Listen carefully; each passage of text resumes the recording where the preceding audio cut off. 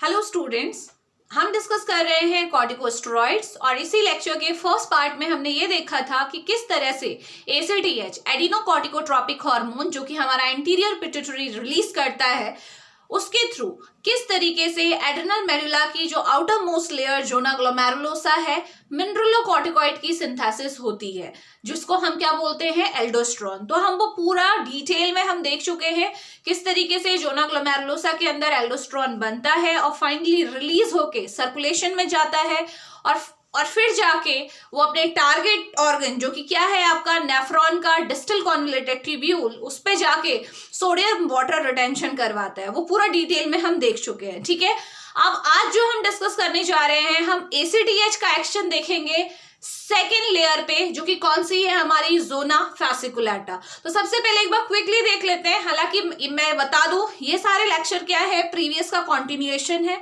तो पहले आप फर्स्ट पार्ट को देख लीजिए तब जाके आप इस पे आइए ताकि आपको ज्यादा बेहतर तरीके से समझ में आए। ओके, तो सबसे पहले हमें हमेशा पता है जो हम पहले भी कर चुके हैं कि जब भी हमारे ब्लड में एडिनोकॉर्टिकोट्रोपिक हार्मोन जो कि एक पिट्यूटरी हार्मोन है एंटीरियर पिट्यूटरी से रिलीज होता है, इसका लेवल जब भी हमारे ब्लड में कम होता है तो सीधे किसके पास मैसेज जाता है, हाइपोथैलेमस के पास मैसेज जाता है।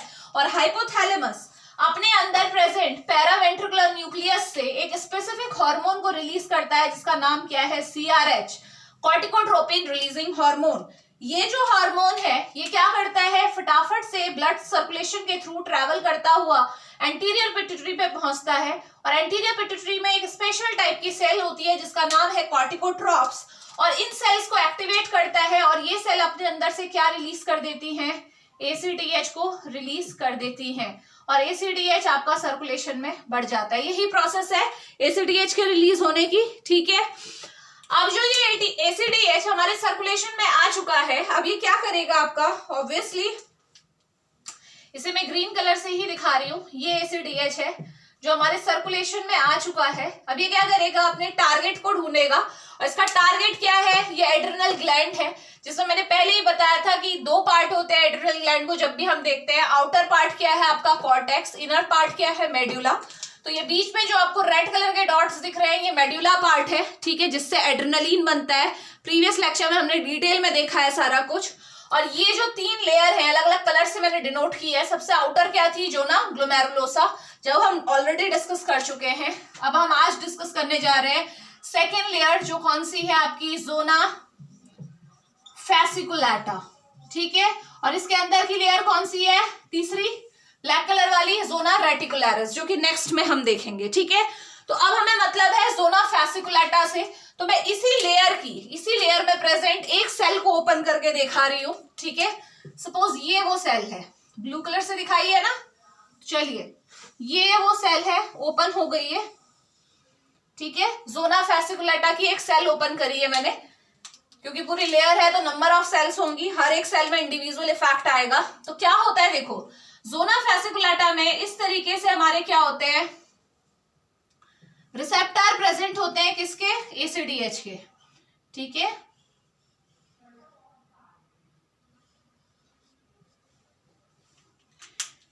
सेवन ट्रांसमेम्ब्रेन रिसेप्टर है। ठीक है, सबको पता है जीपीसीआर। ठीक है, तो क्या हुआ देखो, एसीटीएच सर्कुलेशन में था, आसानी से आया, अपनी बाइंडिंग साइट पे बाइंड हुआ, ये इसकी बाइंडिंग साइट थी।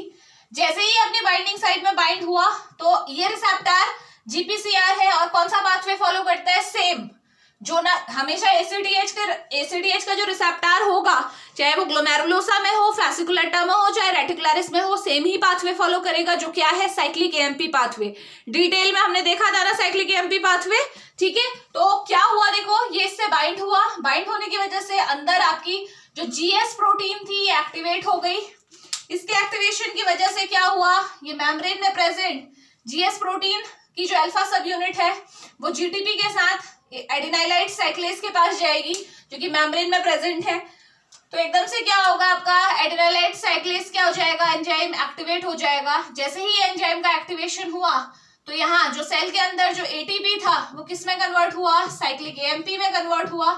और साइक्लिक एएमपी का काम क्या होता है, ये सेल के अंदर स्पेसिफिक आपका एक प्रोटीन काइनेज है, प्रोटीन काइनेज ए, इसको फॉस्फोरिलेट कर देता है, यानी कि एक्टिवेट कर देता है। यही बताया था, ठीक है, पहले पार्ट में और डिटेल में हमने देखा था। नेक्स्ट इतना तो हो गया। अब ये प्रोटीन काइनेज एक क्या करेगा ये हम देखते हैं। तो उससे पहले हम ये देख लेते हैं कि हम कह रहे हैं कि जोना फैसिकुलेटा से क्या रिलीज होता है बेटा, कॉर्टिसोल्स रिलीज होते हैं, ठीक है, कॉर्टिसोल्स रिलीज होते हैं, जैसे हाइड्रोकॉर्टिजोन है आपका, ठीक है। तो अब हम ये देखने जा रहे हैं कि पहले कॉर्टिसोल की सिंथेसिस कैसे होती है, फिर हम देखेंगे कि इस पीके का जो कि एक्टिवेट हुआ है वाया बाइंडिंग ऑफ एसीडीएच, ठीक है, टू इट्स रिसेप्टर, तो उसका क्या रोल है, ठीक है। तो चलिए फटाफट से करते हैं सिंथेसिस। मैंने फर्स्ट पार्ट में भी आपको बताया था, हमेशा ध्यान रखेंगे सारे स्टेरॉइड्स जो होते हैं वो कोलेस्ट्रॉल से ही बनते हैं। तो सबसे पहले सेल के अंदर कोलेस्ट्रॉल है, कोलेस्ट्रॉल से क्या बनेगा आपका, सबसे पहले प्रेग्निनोलॉन बनेगा, ठीक है, ये सारा हमने डिटेल में देखा हुआ है, प्रेग्निनोलॉन, ओके, एनओ आएगा यहाँ पे। प्रेग्निनोलॉन से क्या बनता है हमारा, प्रोजेस्टेरॉन बनता है, ठीक है। प्रोजेस्टेरॉन से क्या बनता है आपका 11 डिसॉक्सी कॉर्टिकोस्टेरॉन बनता है, कॉर्टिकोस्टेरॉन। इससे क्या बनेगा आपका, कॉर्टिकोस्टेरॉन बनेगा, कॉर्टिकोस्टेरॉन बन गया फाइनल, ठीक है। और यही आपका अभी आप देखोगे कि यही जो आपका कॉर्टिकोस्टेरॉन है, एक और आपका यहाँ पे स्टेरॉइड बनता है, वो मैं यहाँ पे साथ के साथ ही आपको बता देती हालांकि। तो हाइड्रोकॉर्टिजोन भी आपका क्या है, इसी तरीके से फॉर्म होता है, जैसे कॉर्टिकोस्टेरॉन बना है ना, वैसे ही हमारा क्या बनेगा, हाइड्रोकॉर्टिजोन भी बनेगा। चलो मैं इसकी सिंथेसिस भी यहीं पे करा देती हूँ, थोड़ा सा मैं सेल को ब्रॉड कर रही हूँ, ठीक है।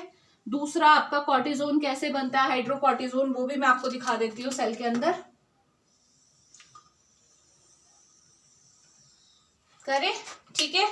क्या होता है देखो, एक तो स्टेप रिएक्शन ये चल रही है, दूसरा क्या होता है देखो, ये जो प्रेग्निनोलॉन है ना, ये क्या बनाता है आपका 17 हाइड्रोक्सी प्रेग्निनोलॉन बनाता है, प्रेग्निनोलॉन बनाएगा, ठीक है। हाइड्रोक्सिलेशन हो जाता है बेसिकली प्रेग्निनोलॉन का।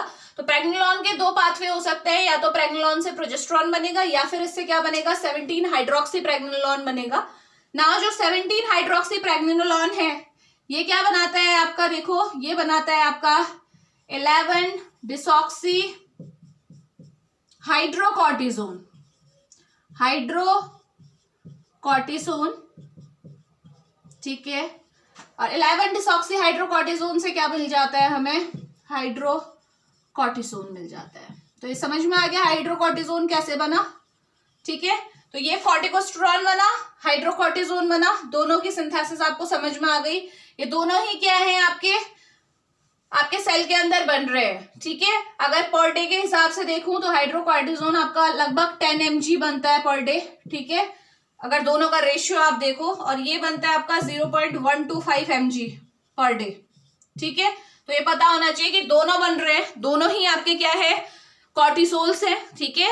और दोनों का इफेक्ट प्रोड्यूस नो डाउट होगा, ठीक है। लेकिन कॉर्टिकोस्टेरॉन की एक खासियत है, ये फर्स्ट अपनी एक्टिव फॉर्म हाइड्रोकॉर्टिजोन में कन्वर्ट होगा, रिलीज होगा। देखो ये भी आपका, सपोज ये दोनों बन गए ना इसके अंदर, अब इसके बाद क्या होगा देखो, ये भी रिलीज होगा, ये भी रिलीज होगा, कहाँ आएगा, हमारे ब्लड सर्कुलेशन में आएगा।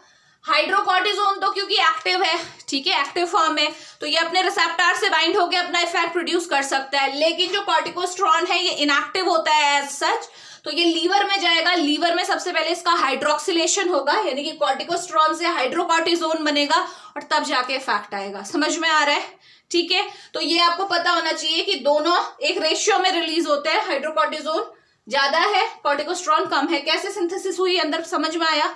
अब देखो जो मैंने बोला आपसे कि एसीडीएच अपने रिसेप्टर से बाइंड होके फाइनली प्रोटीन काइनेज ए को एक्टिवेट कर रहा है, तो उसकी वजह से इस चीज पे क्या फर्क पड़ रहा है, यही तो बोलेंगे आप, ठीक है। तो इससे होगा क्या, देखो ये जो पीकेए है, ऑब्वियसली ये पूरी जो सिंथेसिस हो रही है, पूरा जो सिंथेटिक पाथ है, इसमें एंजाइम्स की जरूरत तो पड़ रही होगी ना बेटा।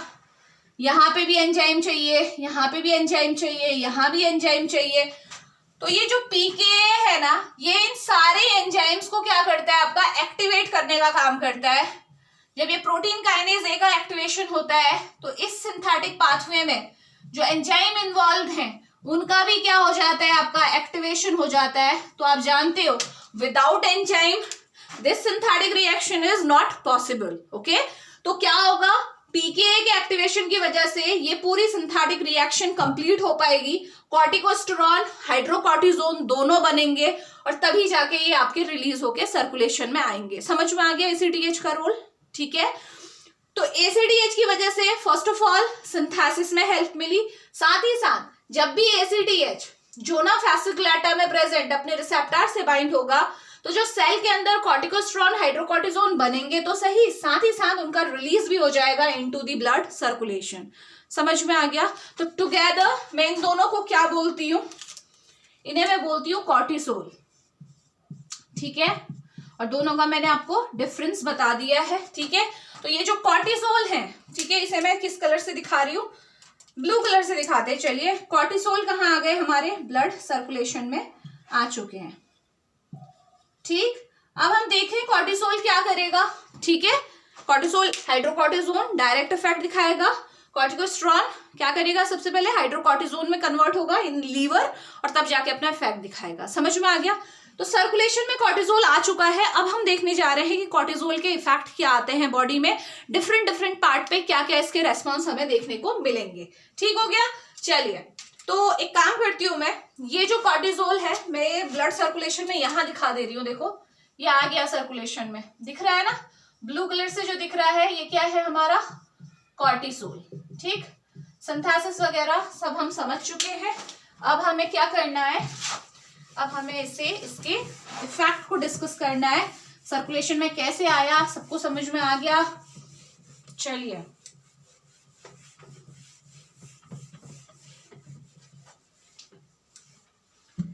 अब क्या है, देखो ये कॉर्टिसोल हमारे सर्कुलेशन में आ चुका है, तो ये क्या करेगा, डिफरेंट डिफरेंट अपनी जो इनकी आपका टारगेट है वहां पे जाएगा। तो इस तरीके से मैं ब्लड वेसल्स की ब्रांचेस बना दे रही हूँ सो दैट हमारे लिए डिस्कस करना थोड़ा सा आसान हो जाए। ठीक है, ये ब्रांचेस हैं और अगर हमें जरूरत पड़ी तो हम फिर से ब्रांचिंग बढ़ा देंगे। ठीक है, तो देखो ब्लड सर्कुलेशन में हमारा ये कॉर्टिसोल है, इस तरीके से दिखा रहे हैं। ठीक है, तो कहाँ कहाँ पे ये जाएगा, सबसे पहली लोकेशन देखो इसकी क्या है, ये हमारी मसल्स में जाएगा। ठीक है, मैंने मसल और बोन दोनों ही साथ में बना दी है। ठीक, ये जो रेड कलर से पोर्शन दिख रहा है आपको, ये मसल है, बाहर से जो ब्लू कलर से जो आपको साइड में दिख रहे हैं ये आपकी बोन है। ओके, तो दोनों पे फैक्ट देख लेते हैं। तो सबसे पहली बात ध्यान में रखिएगा, ये जो आपका कॉर्टिसोल है जब अपनी मसल्स में आपका जाता है ना, मसल्स की सरफेस में ऑब्वियसली इसका रिसेप्टर होगा कॉर्टिसोल का। ठीक है, कॉर्टिसोल फटाफट से इस रिसेप्टर से बाइंड होगा, तो बाइंड होने के बाद ये क्या करता है, आपका मसल ब्रेक डाउन करना स्टार्ट कर देता है। ठीक है, मसल्स के अंदर जो प्रोटीन है, प्रोटीन का कैटाबॉलिज्म स्टार्ट कर देता है। तो रिजल्टेंट इफेक्ट देखो क्या आएगा, इसकी बाइंडिंग की वजह से क्या होगा, आपका मसल्स के अंदर आपका क्या होगा, प्रोटीन कैटाबॉलिज्म होगा।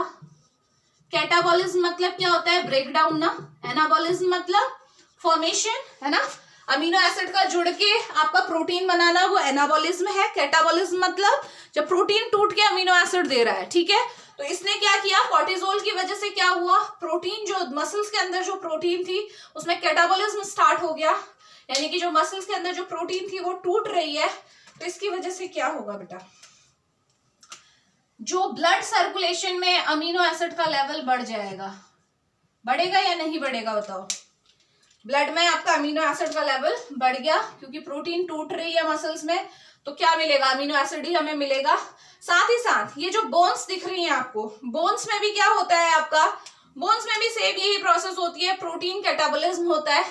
तो ओवरऑल मसल्स और बोन दोनों में प्रोटीन का कैटाबॉलिज्म हो रहा है, तो इसीलिए आपका मसल और बोन में वीकनेस आएगी, आएगी या नहीं आएगी। ठीक है, और ब्लड में अमीनो एसिड का लेवल आपका बढ़ जाएगा। पहली बात, इफेक्ट समझ में आया, इफेक्ट कहाँ आएगी, हमारी मसल्स में एंड बोन्स में, दोनों में हमने कंबाइंडली ये इफेक्ट डिस्कस कर लिया। ओके, नेक्स्ट आ जाइए। चलिए, नेक्स्ट जो इसका इफेक्ट है, नेक्स्ट जो टारगेट है इसका, वो क्या है? वो है हमारा एडिपोज टिश्यू। एडिपोज टिश्यू सबको पता है, इसके अंदर क्या रहता है? हमारा फैट स्टोर रहता है, ठीक है, एडिपोज टिश्यू। तो क्या होगा, देखो एडिपोज टिश्यूज में भी जो आपकी एडिपोज फैट सेल है, बेसिकली सेल के सरफेस में इसके रिसेप्टर प्रेजेंट होंगे, किसके? कॉर्टिसोल के, ठीक है। जैसे मसल्स में थे वैसे यहाँ भी है, तो ये आएगा फटाफट से अपने रिसेप्टर से बाइंड होगा। बाइंड होते ही क्या होगा, जो आपके सेल्स के अंदर जो लिपिड स्टोर है ना, उसमें क्या हो जाएगी? लिपोलाइसिस स्टार्ट हो जाएगी, वो लिपिड टूटना स्टार्ट हो जाएगा। जैसे प्रोटीन टूट रहा था ना, प्रोटीन का कैटाबोलिज्म हो रहा था, वैसे ही सेम लिपिड भी आपका ब्रेकडाउन होना स्टार्ट हो जाएगा, जिसको हम क्या बोलते हैं? लिपोलाइसिस। और आप जानते हो बेटा, जब भी लिपोलाइसिस होती है तो क्या मिलता है हमें? क्या मिलता है बताइए? दो चीजें मिलती है। पहली चीज क्या है आपकी? ग्लिसरॉल, और दूसरा क्या है आपका? Fatty acid. Free fatty acid मैं लिख रही हूँ इसे, फ्री फैटी एसिड, यही मिलता है। तो क्या हुआ? ब्लड सर्कुलेशन में ग्लिसरॉल का लेवल भी ज्यादा हो गया और फ्री फैटी एसिड का लेवल भी ज्यादा हो गया। समझ में आया इसकी वजह से क्या हुआ? ठीक है, तो ये आपको ध्यान में रखना है। चलिए, हमें एडिपोज टिश्यूज में भी फैक्ट समझ में आ गया इसका, कि जो कॉर्टिसोल्स होते हैं एडिपोज टिश्यू में जाके लिपोलाइसिस कराते हैं, लिपिड का ब्रेकडाउन होता है, तो आपके ब्लड में आपका लिपिड के टूटने की वजह से हमें ग्लिसरॉल और फ्री फैटी एसिड मिलते हैं, तो उनका लेवल भी क्या हो जाएगा? बढ़ जाएगा। नेक्स्ट आ जाइए टारगेट। नेक्स्ट टारगेट है हमारा लीवर। देखें लीवर में क्या होता है, ठीक है। लीवर में ध्यान में रखिएगा, कॉर्टिसोल के डायरेक्ट इफेक्ट भी होते हैं और इनडायरेक्ट इफेक्ट भी होते हैं। तो सबसे पहले हम क्या करें इनडायरेक्ट इफेक्ट को डिस्कस कर लेते हैं, ठीक है। तो होगा क्या, देखो ये जो आपका अमीनो एसिड है, फ्री फैटी एसिड है, ये ग्लिसरॉल है, कहाँ जाएगा? ये सारा का सारा ट्रैवल करता हुआ हमारे कहाँ जाता है? लीवर में ही जाता है। तो ये सारे के सारे देखो कंपोनेंट कहाँ आ गए? हमारे लीवर में, चाहे वो अमीनो एसिड हो, चाहे हमारा फ्री फैटी एसिड हो, चाहे हमारा ग्लिसरॉल हो। सबसे पहली बात, ठीक है, ये इनडायरेक्ट इफेक्ट है। देखो अभी यहाँ मैंने कहीं बाइंडिंग नहीं दिखाई है ना, कॉर्टिसोल बाइंड होते हुए नहीं दिखाया ना, जैसे अभी तक दिखा रही थी, ठीक है। अब ये क्या करेंगे, आपको अगर ध्यान हो तो ये तीनों ही क्या है आपके, क्या करते हैं? ये तीनों के तीनों आपको ग्लूकोज बनाने में हेल्प करते हैं by the process of gluconeogenesis, ठीक है। ग्लूकोनियोजेनेसिस, मैं इसे GN लिख रही हूं बेटा यहाँ पे, ठीक है। ग्लूकोनियोजेनेसिस सबको पता है, synthesis of glucose from non carbohydrate source. तो amino acid, free fatty acid, glycerol, ये तीनों ही क्या करते हैं? ग्लूकोज बनाते हैं। तो क्या हुआ रिजल्टेंट इफेक्ट बताइए? ग्लूकोज का लेवल क्या होगा आपका? बढ़ जाएगा, ठीक है।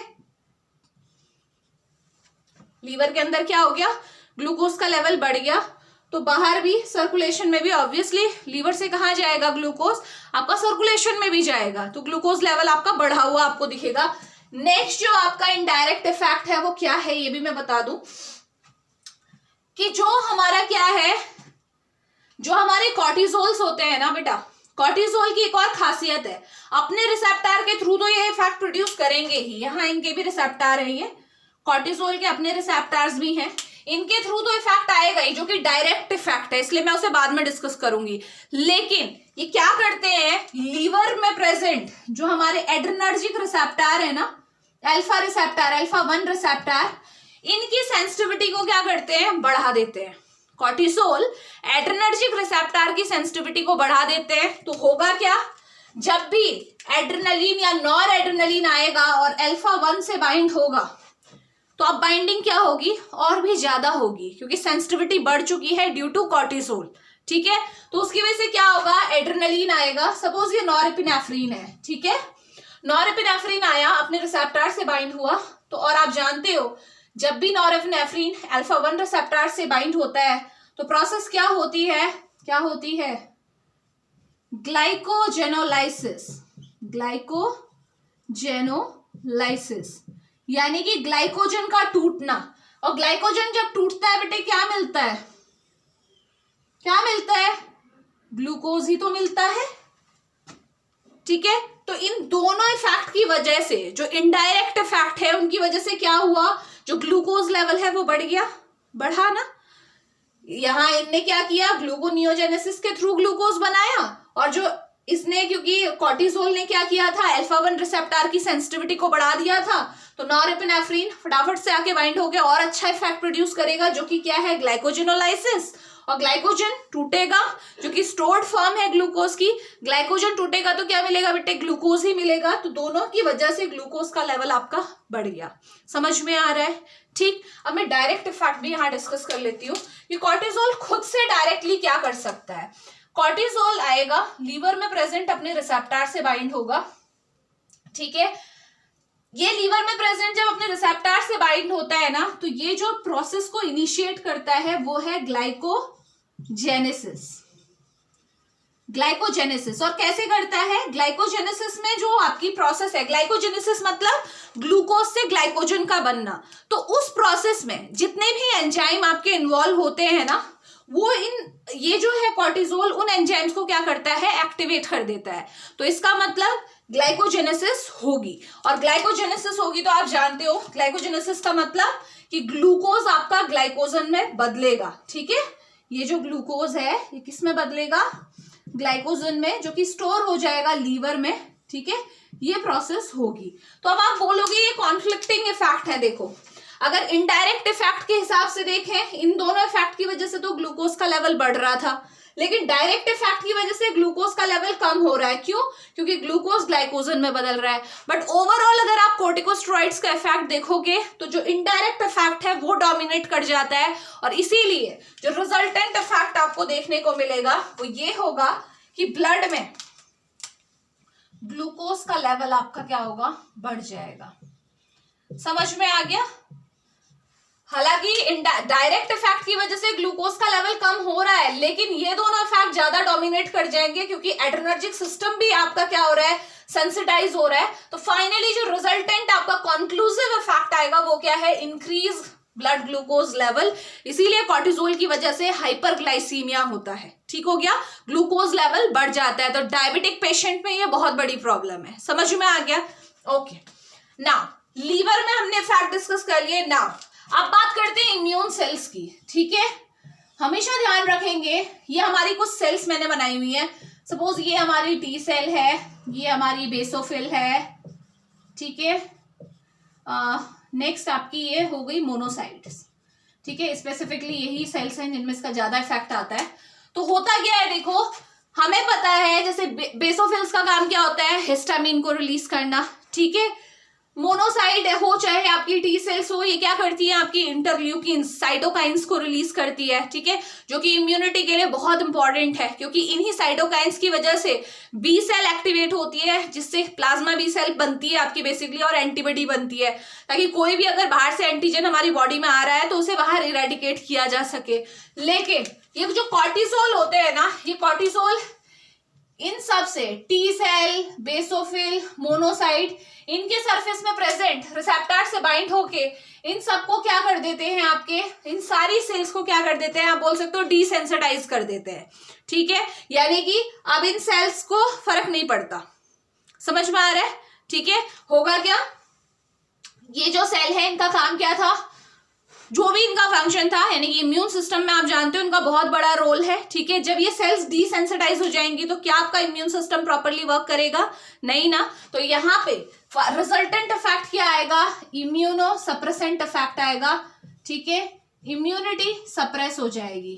इसीलिए मैंने बोला था कि क्यों कॉर्टिकोस्टेरॉइड्स, बेसिकली कॉर्टिसोल्स यूज होते हैं ट्रांसप्लांटेशन। अगर किसी को भी आपका ग्राफ्ट ट्रांसप्लांट हुआ है, किडनी ट्रांसप्लांट हुई है, लीवर ट्रांसप्लांट हुआ है, कोई भी ऑर्गन ट्रांसप्लांट हुआ है, तो कॉर्टिकोस्टेरॉइड क्यों देते हैं? क्योंकि ये इम्यूनिटी को सप्रेस कर देंगे, ताकि किसी की भी बॉडी बाहर से जो भी आपने किडनी या लीवर ट्रांसप्लांट किया है उसके अगेंस्ट एंटीबॉडी बनाना स्टार्ट ना करे। क्योंकि अगर ये सेल किसी तरीके से आप सप्रेस करा दें तो क्या होगा, इम्यूनिटी खुद ब खुद क्या हो जाएगी, इंसान की सप्रेस हो जाएगी।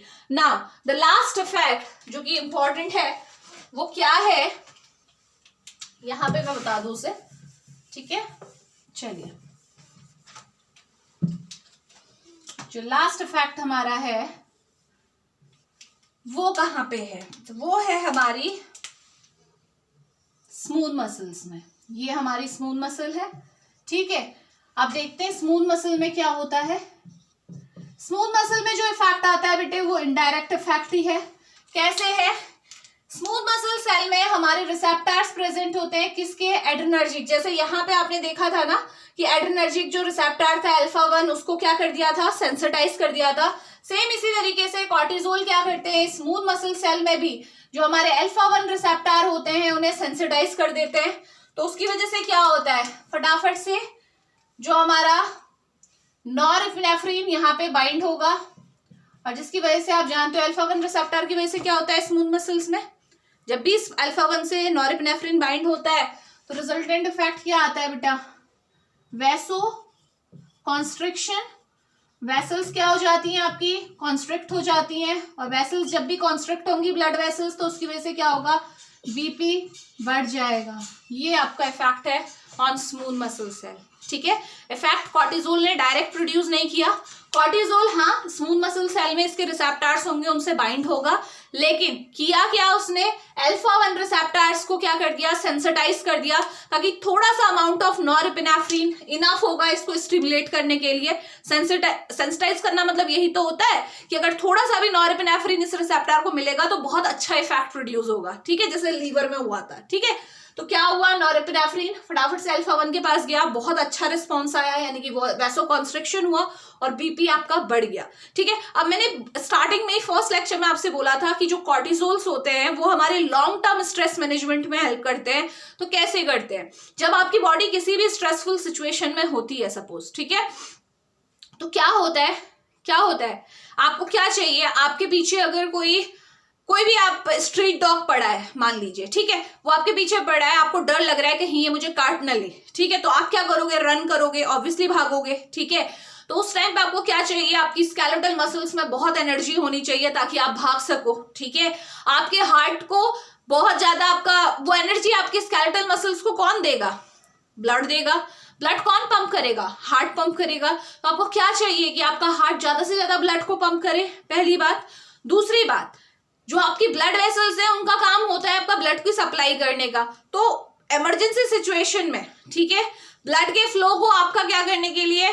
इंप्रूव करने के लिए क्या होता है आपका? फटाफट से जो कॉर्टिजोल है, कॉर्टिजोल्स क्या करते हैं? देखो कैसे ब्लड प्रेशर को बढ़ा रहे हैं, ठीक है। इससे क्या होगा? आपका जो ऑर्गन्स में जो ब्लड का फ्लो है आपका वो इंप्रूव हो जाएगा, ठीक है।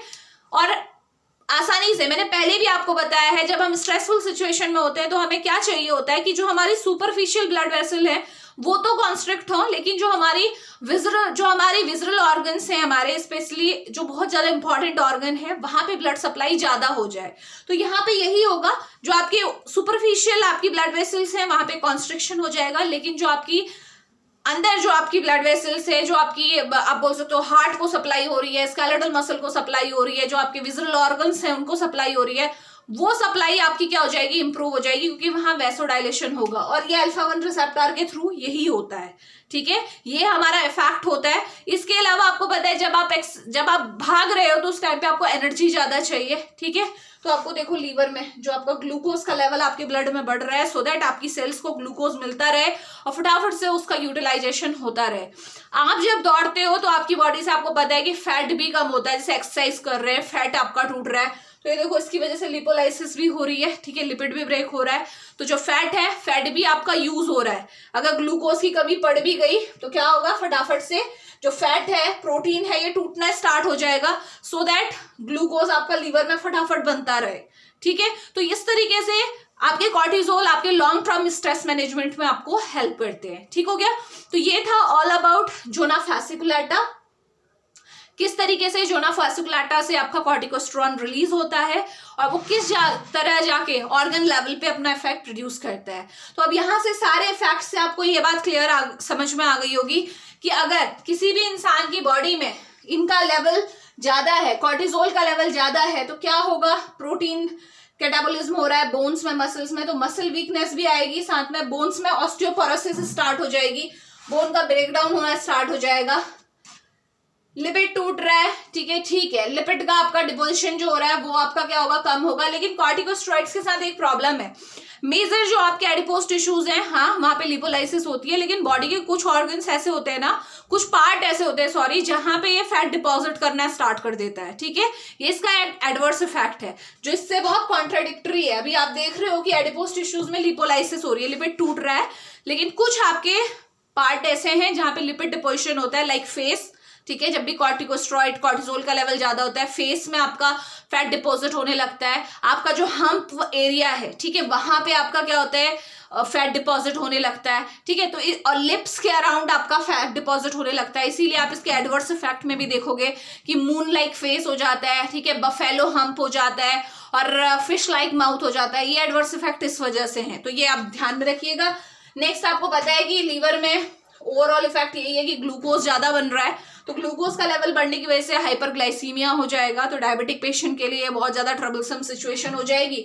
नेक्स्ट, ये इम्यूनिटी को आपका क्या करता है, सप्रेस कर देता है। इसी वजह से इन्फेक्शन के चांसेस बढ़ जाते हैं। अगर कॉर्टिसोल ज्यादा रिलीज हो रहा है तो उसकी वजह से चांसेस ऑफ इन्फेक्शन आपके बढ़ जाएंगे। वुंड हीलिंग आपकी स्लो हो जाएगी। ठीक है, क्योंकि वुंड हीलिंग में भी आपको पता है कि ये आपके बहुत मेजर रोल प्ले करता है आपका इम्यून सिस्टम, तो ये फैक्ट आपको वहां पे भी देखने को मिलेंगे। ब्लड प्रेशर तो बढ़ ही रहा है, बीपी बढ़ रहा है, तो इसलिए क्या है, आपका हार्ट की अगर किसी को प्रॉब्लम है तो वहां पे ये प्रॉब्लमेटिक सिचुएशन क्रिएट कर सकता है। साथ ही साथ जो कॉर्टिकोस्टेरॉइड्स होते हैं वो हमारे गैस्ट्रिक एसिड सिक्रेशन को बढ़ाते हैं। ठीक है, ध्यान में रखिएगा, और इसी वजह से ये पैप्टिक अल्सर कॉज कर सकते हैं। अगर बहुत ज्यादा कॉर्टिसोल का लेवल है या फिर आप बाहर से कोई ऐसी मेडिसिन यूज कर रहे हो तो वहां पे आपका प्रॉब्लम आ जाएगी। क्या हो सकता है, अल्सर हो सकता है। ठीक है, तो नेचुरली तो आपके कॉर्टिजोन और मैंने हाइड्रोकॉर्टिजोन दोनों आपको बता दिए, लेकिन इनके अलावा जो आपकी बाहर से आपके सिंथेटिक एनालॉग हैं वो आप यूज कर सकते हो जब भी कॉर्टिसोल की जरूरत पड़ती है, अगर आपकी बॉडी नहीं बना रही है तो। जिसमें प्रेडनिसोलोन आता है आपका, बैक्लोमिथासोन आता है आपका, डेक्सामिथासोन आता है, ये सारे क्या हैं, आपके कॉर्टिकोस्टेरॉइड्स हैं। ध्यान में रखिएगा, इनमें से कुछ कॉर्टिकोस्टेरॉइड्स ऐसे हैं जिनकी केवल यही एक्टिविटी है, लेकिन कुछ ऐसे भी हैं जैसे हाइड्रोकॉर्टिजोन है जो नेचुरल है।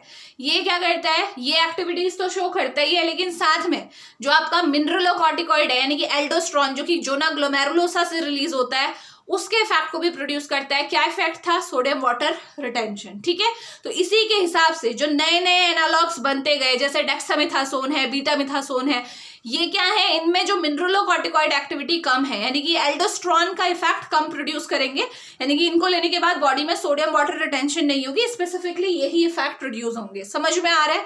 ठीक है, तो ये था all about steroids, basically corticosteroids जो हमने आज देखा।